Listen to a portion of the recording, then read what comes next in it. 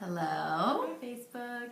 We are going to talk about lisping today. So, what is a lisp? I will say there's a lot of cartoon characters that have lisps, and like Daffy Duck or Elmer Fudd, I think has a lisp, right? So a lisp is usually a sound that is an error with like an S or a Z sound. Sometimes the sh or the ch sound, you might hear some errors with that. And that's mostly because they have incorrect tongue placement. And the tongue might actually be sticking out of their mouth like this. Or the sides of their tongue, it might be kind of flat, and so it's not making the right sound. Or their jaw is not in the right place, so that might cause errors with those sounds.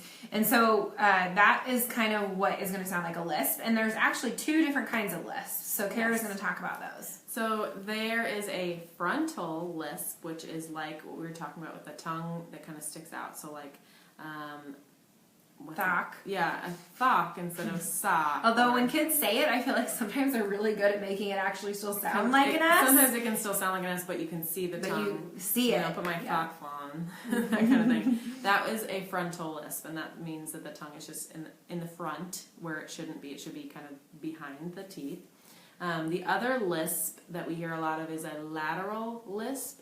And that occurs because the air is escaping, instead of in the front, it's escaping on the side. So it's kind of like a meshy sound, like that's a lateralized lisp.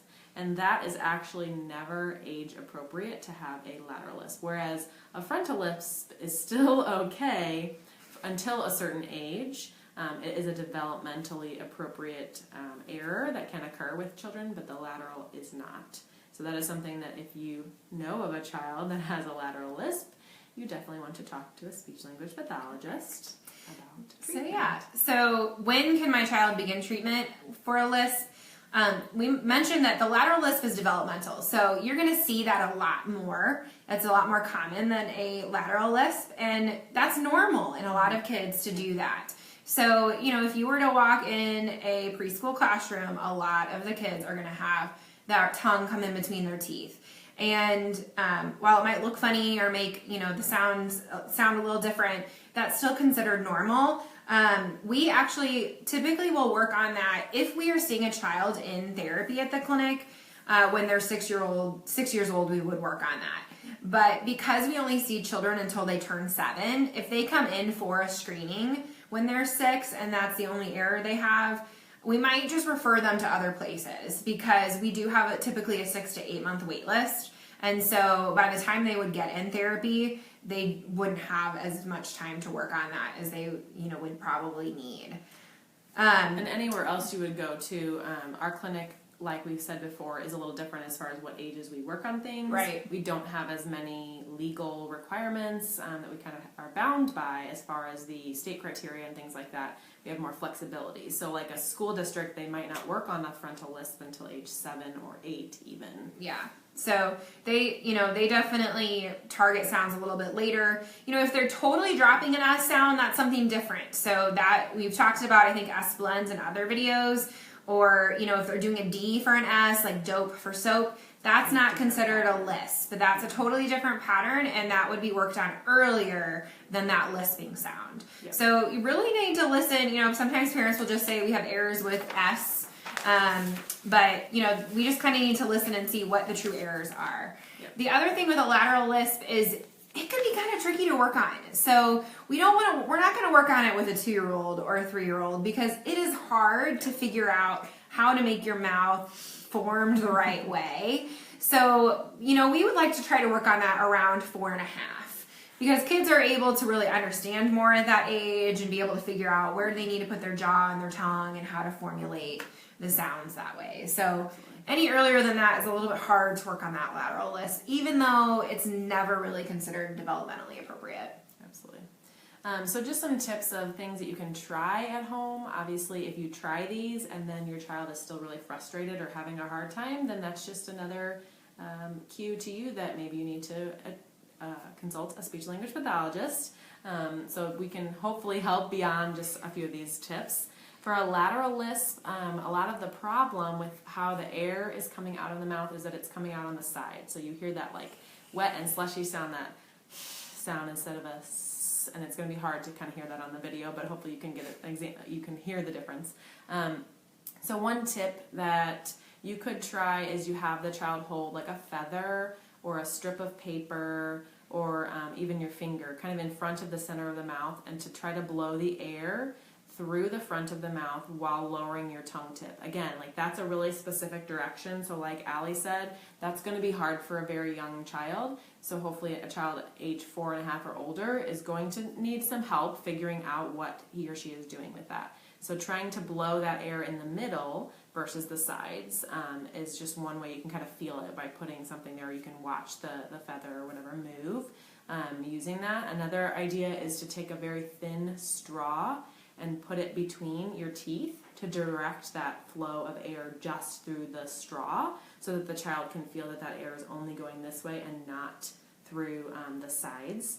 And then the other thing about that too is if your child is doing this sound, they're probably going to have this retraction with their lips, because I mean they might not, but if they do, then that's another thing you can kind of try to tell them to round their lips, because that's going to move the air more center and forward in front of the mouth like or shh, something like that, to get that airflow towards the front.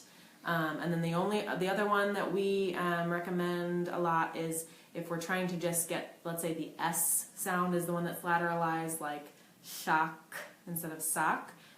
If your child can make a T sound and make it really quickly, like and trying to make that kind of turn into an S. Hopefully their T is not also lateralized. I have had some clients who it's like the S and the SH and the ch and the T, like they're all sound lateralized. So if they can do the T, that would be a good way to try to get that the air to flow forward and in the front versus through the sides when it's lateralized. And that's actually a great strategy for that frontal lisp as well. Remember, the frontal is when it actually comes out the front, the tongue goes like that.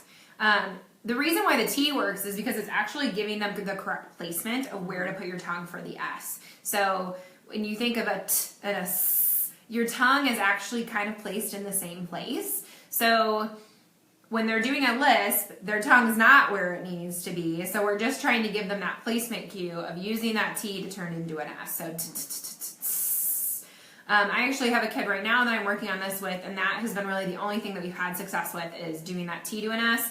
He has a lateral, and he's really closing his teeth too tight, so it's making the sounds come out the sides because it's completely closed. So just doing that T to an S has kind of helped him get that jaw height in the right place, and so that we've had a lot of success for that with the lateral lisp, but I've also used that for a frontal lisp, and it's been helpful as well. So that's a pretty, easier trick to try than some of the other things that are, using a straw and stuff like that. But another thing I've done for a frontal lisp is putting like a straw or a tongue depressor or something kind of in between their teeth, so it's actually sort of blocking their tongue from pushing it out, and they're feeling that it's there. And that can just kind of help them have that awareness a little bit. Kind of in the mouth. Another thing that I just want to kind of point out, so you might hear Allie and I kind of talk about like jaw height and all this stuff. We, at the clinic, almost all of our therapists are what are called prompt trained. So just a little plug that if some of these tips and tricks are still not working, or you're having a hard time and even your therapist is stumped, there is such a thing as prompt therapy that can really give.